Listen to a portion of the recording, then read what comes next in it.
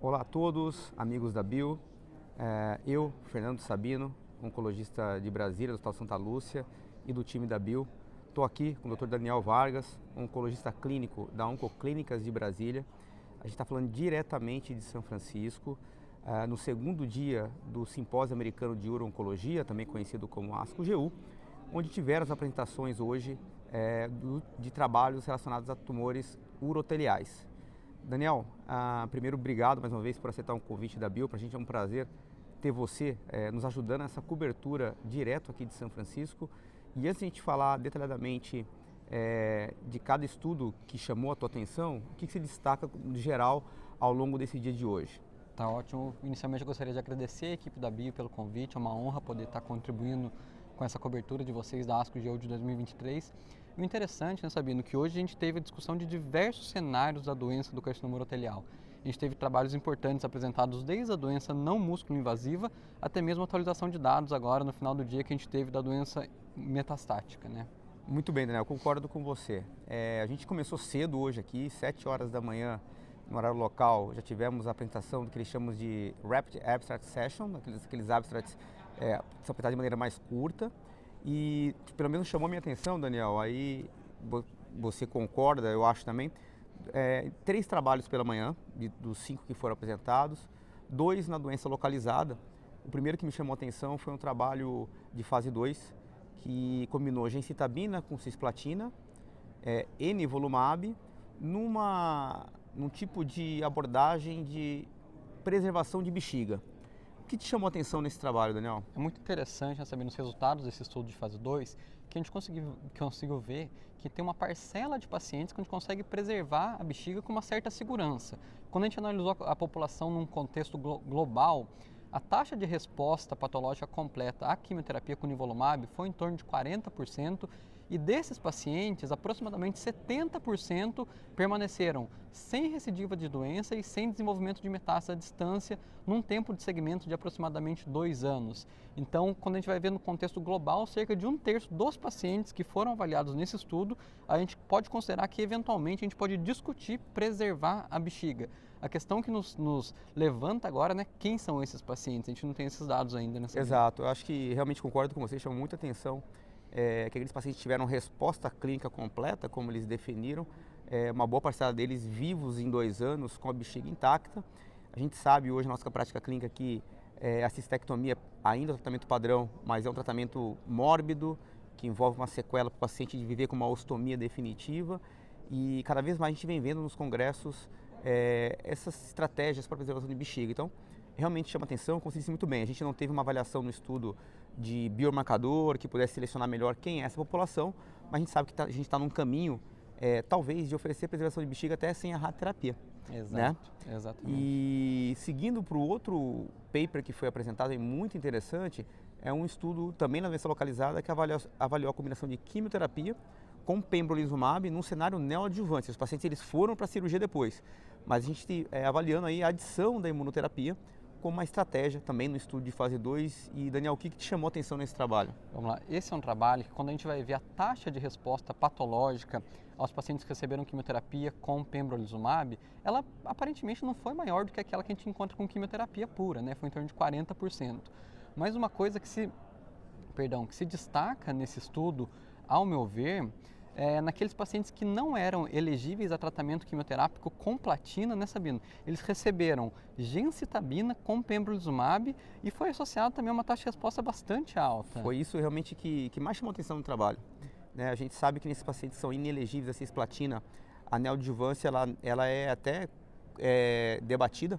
Né? Muitos dos guidelines sugerem não fazer, ir para cirurgia upfront. E a gente teve aí pacientes com taxa de resposta extremamente interessante com pembrolizumab e gencitabina sem platina. Então acho que desse trabalho, eu acho que futuramente precisa, obviamente, avaliar isso em estudos maiores, randomizados, mas já dá uma luz para a gente que talvez possa existir um caminho, né, como a gente vem vendo já com outros trabalhos neoadjuvantes com imunoterapia, para tratamento neoadjuvante sem cisplatina, né? E quem sabe com a imunoterapia pura, como a gente vê com os trabalhos, mas é realmente muito interessante. Vem quebrando um paradigma que a gente tinha que eventualmente para a bexiga não haveria um efeito sinérgico de imuno com quimioterapia, mas esse trabalho levantou na que doença localizada talvez pelo não menos, seja bem assim, né? Muito interessante. E eu acho que o último trabalho que eu queria destacar pela manhã já é um trabalho que avaliou uma molécula nova na doença metastática, né? O sacituzumab govitecan, que é um anticorpo conjugado, e a gente teve aí a apresentação da primeira análise de uma das coortes do estudo TROF2, avaliando o sacituzumab no cenário da doença avançada, pós-falha à imunoterapia e à quimioterapia. E que é um cenário que a gente sabe que hoje é órfão de tratamento na nossa prática clínica. E o que te chamou a atenção, Daniel, dessa primeira análise do TROF2? Uma coisa que a gente vai pegar, que aconteceu durante o dia hoje mesmo, né, Sabino? A gente tem visto que os anticorpos conjugados a drogas estão vindo com bastante força no tratamento do carcinoma urotelial, né? Sacituzumab govitecan, é interessante a gente ressaltar que a gente tem essa droga hoje em dia disponível no Brasil, foi recentemente aprovado para o tratamento de câncer de mama, e quando a gente vai ver no estudo TROF1, a taxa de resposta aos pacientes que progrediram a imunoterapia prévia foi bastante encorajadora, em torno de 30%, né? Isso. Então são aqueles pacientes que tinham uma demanda que não era alcançada e que potencialmente a gente pode acabar utilizando essa droga no futuro, né? A gente espera que seja considerada para aprovação regulatória essa droga. Eu concordo, me chamou a atenção porque realmente numa população politratada, uma taxa de resposta da ordem de 30%, historicamente é maior do que a taxa de resposta que a gente tinha com quimioterapia em segunda linha. E muito próximo, por exemplo, de taxa de resposta que a gente tem com erdafitinib, por exemplo, em segunda linha. Exato. Então, assim, eu acho que é uma molécula que deve ser aprovada em breve, eu espero, pelo menos no Brasil, para carcinoma urotelial, porque, de novo, a gente é uma população órfã de tratamento. E vale a pena dizer, como foi também discutido pela manhã, que existe aí uma atividade do uso de sacituzumab pós-falha a enfortumab, apesar de dados retrospectivos, né, mas mostrando que tem uma atividade. As duas são a mesma classe de medicamentos, só que tem alvos diferentes, mas é importante que existe ação dessa molécula pós-enfortumab vedotin, lembrando que enfortumab vedotin a gente tem aprovação recente no Brasil, né, para carcinoma urotelial metastático em cenário de terceira linha. Então, esse dado abre para a gente mais uma possibilidade, a gente espera em breve ter essa aprovação no Brasil para uso na prática clínica. Pela manhã, o que chamou atenção foi basicamente isso. A gente teve umas outras apresentações pela manhã, mas nada que eu acho que impacta a nossa prática clínica. Concordo. E agora à tarde acabou de terminar assim, as apresentações dos trabalhos orais. E eu queria chamar atenção para o primeiro trabalho que foi apresentado, que foi a atualização do dado de sobrevida do estudo IMvigor 130. Né? A gente já tinha a apresentação desse trabalho no ESMO há 3 anos atrás, mostrando um benefício, um ganho de sobrevida livre de progressão. Naquela época, na primeira análise, a sobrevida global ainda era imatura, não teve diferença, e agora teve a apresentação da análise final de sobrevida global. E Daniel, o que a gente teve aí desse trabalho, como a gente comentou um pouquinho antes de começar a gravar? Sim, sim. Infelizmente, em resumo, aqui o estudo foi absolutamente negativo para a sobrevida global, né, Sabino? A gente teve 2 apresentações separadas, uma comparando atezo com químio versus placebo com químio, e a outra apresentação que foi a comparação de atezolizumab versus quimioterapia. A gente teve depois uma sessão de discussão com a doutora Andrea Polo, né? Ela fez umas considerações bastante interessantes. Quando a gente vai ver a história de aprovações regulatórias aceleradas pelo FDA, que a atezolizumab estava aprovado nesse cenário para pacientes não elegíveis a cisplatina, né? E depois essa aprovação acabou sendo cancelada, né? Com a atualização dos dados. E ela levantou também um questionamento muito interessante no desenho desse estudo clínico, né? Que quando a gente foi ver agora na população cisplatina inelegível, no alto expressor de PDL1, talvez essa população poderia se beneficiar. Era esse o nicho que a gente estava procurando, né? Exato, mas como o desenho estatístico do estudo tinha uma premissa hierárquica, tinha que ser positivo no grupo de ITT, para depois no grupo de alto expressor, então a gente não consegue nem afirmar que estatisticamente aquele resultado pode ser levado para a nossa prática, né? É reproduzível, né? Então, a gente já imaginava na nossa prática clínica diária, né? Não sei na tua, mas eu já não tinha o hábito de fazer a prescrição baseada no IMvigor de químio com imuno associado, principalmente depois da publicação do Javelin Bladder, né, de avelumab manutenção. E agora eu acho que realmente é algo que faz parte, infelizmente, do passado. Né? A gente só lembrando que tem um estudo de Keynote 361 que também avaliou pembrolizumab associado com quimioterapia na primeira linha do câncer urotelial metastático, que já tinha sido negativo. Então o IMvigor foi nessa esteira. Como se disse muito bem, talvez os próximos estudos possam desenhar melhor a seleção desses pacientes que a gente sabe que tem uma parcela desses pacientes que vão se beneficiar da combinação de químio com imuno. Exato. Um outro trabalho também muito interessante, aí a gente apresenta à tarde, mas voltando para a doença localizada e não músculo-invasiva, né, foi a atualização dos dados do estudo Keynote 057 com pembrolizumab endovenoso na doença não músculo-invasiva, não responsiva a BCG. Né, a gente sabe que é um estudo de fase 2, braço único, e a gente teve atualização dos resultados, né, desse estudo. E Daniel, a tua impressão, a gente já tem essa aprovação no Brasil, a gente já utiliza na prática clínica pembrolizumab na doença não músculo-invasiva.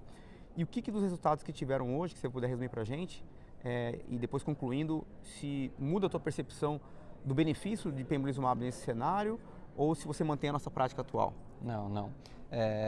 Quando a gente vai ver a aprovação que a gente tem no Brasil do Keynote 057, inicialmente foi daquela corte de pacientes que mandatoriamente precisavam ter carcinoma in situ, né Sabino? Uhum. E o que a gente teve na apresentação hoje da corte B foram os pacientes que tinham só doença papilífera, sem carcinoma in situ, então obviamente era uma população de risco menor, né, para progressão para doença metastática, eventualmente para falecer da sua doença.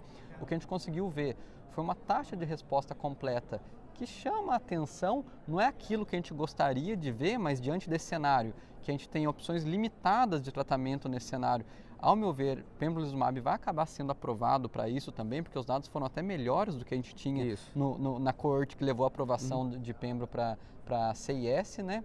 E uma taxa de resposta completa permanente aos 24, 36 meses em torno de 30%, 40%.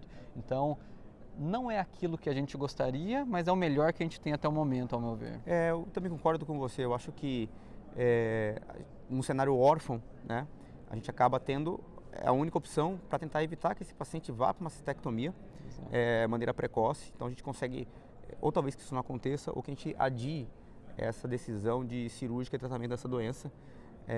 Eu concordo com você, se mostrou um benefício, né, essa atualização mostrou para a gente um benefício, uma população que é de um risco menor, que não tem CIS, mas que tem o benefício do tratamento. Então, na falta de outra opção, a gente acaba aí sedimentando, digamos assim, o benefício de pembrolizumab na doença não músculo-invasiva. E finalizando essa tarde, a gente também teve atualização, né? Foram a tarde das atualizações dos resultados do estudo Checkmate 274. Lembrando, o estudo Checkmate 274 foi o estudo que avaliou nivolumab na doença músculo-invasiva localizada no cenário adjuvante. Tá? Então, a gente sabe que esse estudo que já foi publicado no New England, ele foi positivo na sua primeira análise e agora a gente teve uma atualização desses resultados. E Daniel, o que chamou a tua atenção? E se na tua prática clínica, dois cenários, se você não utilizava ou não indicava para nenhum paciente agora, você passa a indicar, ou se você já tinha o hábito de uma população específica indicar, você fica mais confortável com a tua indicação que você já fazia. Tá ótimo, vamos lá. Eu acho que um dos principais objetivos que a gente gostaria de ter visto na atualização dos dados hoje era o resultado da sobrevida global, o que não chegou ainda. Mas uma coisa que é muito interessante é a consistência do benefício em sobrevida livre de doença. A gente tem que lembrar que esse estudo utilizou nivolumab por 1 ano só. E a gente está tendo agora uma atualização dos dados com um segmento mediano de 3 anos. E a gente teve 3 análises interinas desse estudo. E é consistente o benefício em sobrevida livre de doença, com hazard ratio em torno de 0,7 na população por intenção de tratamento e hazard ratio em torno de 0,5 na população com PDL1 positivo, né, Sabino? Isso é muito expressivo. Quando a gente vai olhar o benefício absoluto, naqueles pacientes com doença PDL1 positivo, o tempo para desenvolvimento de recidiva de doença foi de 8 meses para 50 meses, né? Uma coisa que é absolutamente expressiva. Então, eu acho que eu vejo um racional muito interessante para a gente utilizar nos pacientes PDL1 positivo e mesmo sem ter o resultado de sobrevida global ainda, eu acho que reforçou mais essa indicação especificamente nessa população. População de alto risco, né, para recidiva. Eu também fiquei bem impressionado, me chamou a atenção que a gente tem aí 45% dos pacientes livre de recorrência em 3 anos, quase metade dos pacientes, né, sabendo que é uma doença extremamente agressiva, doença músculo-invasiva. Me incomoda, confesso a você ainda um pouco, a gente não tem um dado de sobrevida global, porque para mim a adjuvância a gente tem que tentar, de alguma maneira, mudar a história natural da doença. mas eu imagino, por essa atualização com follow-up mais longo, que a gente deve ter um benefício global numa próxima atualização. Na minha prática clínica, eu acabo utilizando uma população selecionada de alto risco, não em todos, discuto com os pacientes. Acredito que aqueles pacientes que não tenham doença residual pós-quimioterapia neoadjuvante, a gente estão tratados. Aqueles pacientes que tenham doença residual, né, ou linfonodo positivo pós-cirurgia, mesmo tendo feito neoadjuvância, talvez a gente tenha que discutir com esses pacientes, a gente oferecer a imunoterapia adjuvante. Eu acho que a tua prática também acaba sendo esse nicho, né? É basicamente esse nicho de paciente, aqueles que não podiam receber e tem linfonodo positivo no pós-operatório, e aqueles que receberam e ainda permaneceram com alto grau de doença pós-tratamento neoadjuvância. Né? Eu só levanto que a gente tem um pouquinho ainda de dúvida, porque tem um estudo com atezolizumab adjuvante que foi negativo, também randomizado fase 3, em sobrevivência de progressão. Tem algumas discussões em relação à população incluída em cada estudo, o braço controle do estudo InVigor ter sido um pouco pior do que o braço controle do Checkmate 274. A gente tem um estudo em andamento chamado Ambassador, que está avaliando pembrolizumab nesse cenário, a gente não tem o resultado ainda. E para quem tiver o interesse, nosso grupo tem uma meta-análise publicada em outubro do ano passado na Clinical Genitourinary Cancer, avaliando em detalhes os dois estudos, o InVigor e o Checkmate, tanto do ponto de vista estatístico quanto uma discussão muito embasada do porquê desses resultados. Então, vale a pena conferir. Daniel, a tua impressão final, então, vamos fazer um fechamento do dia de hoje, o urotelial, basicamente sendo muito direto para quem está nos assistindo. Alguma coisa que hoje muda a prática clínica do consultório quando a gente chegar no Brasil na segunda-feira e quando for fazer o consultório na quarta-feira de cinzas?